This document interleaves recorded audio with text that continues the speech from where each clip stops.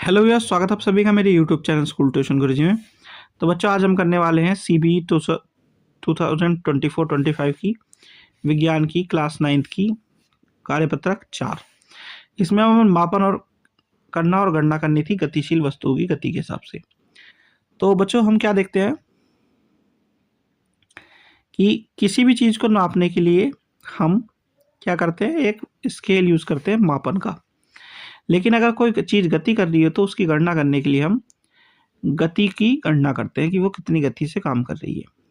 अब गति कैसी हो सकती है? किलोमीटर पर आवर की हो सकती है, मीटर पर सेकंड की हो सकती है ना? तो इस तरीके से हम गणना करते हैं कि वो कैसे चल रही है।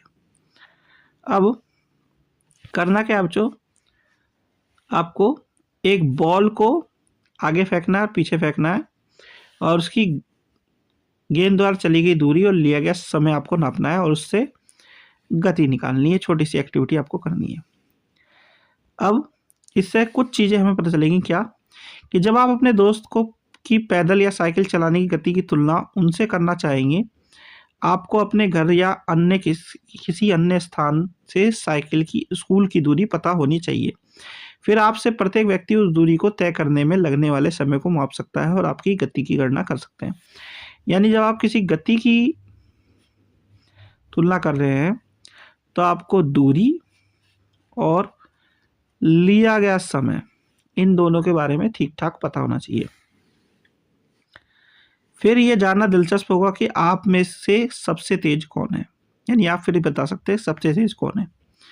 अच्छा, कुछ जीवों की गति किलोमीटर प्रति घंटे में दी गई है। आप स्वयं मीटर प्रति सेकंड में गति की गणना कर सकते हैं।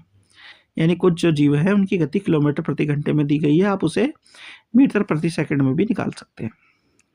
अच्छा, अब इसमें कुछ प्रश्न उत्तर दिए गए हैं बच्चों, उसे देख लेते हैं। पहला प्रश्न है, गति की गणना करने के लिए निम्नलिखित में से कौन सा सूत्र सही है? तो अब ध्यान से देखेंगे बच्चों, इसका आंसर है बी। फिर है, एक गेंद 4 सेकंड में 8 मीटर की दूरी तय करती है और एक रेखा को पार करने के बाद रुक जाती है। ये मानते हुए कि इस दौरान गेंद सतत गति से चलती है, गेंद की गति क्या है? तो करना क्या है बच्चों, गति का समीकरण क्या है?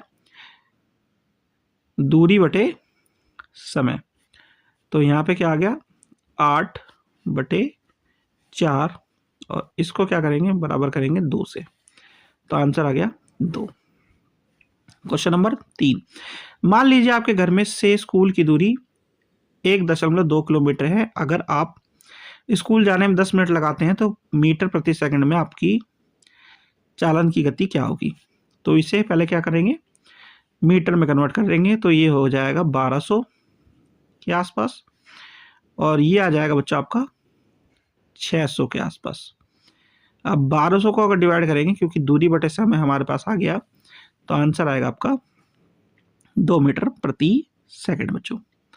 तो बच्चों, ये वाली वर्कशीट होती है आपकी कंप्लीट। आशा करता हूँ आपको वीडियो अच्छी लगी होगी। Thank you.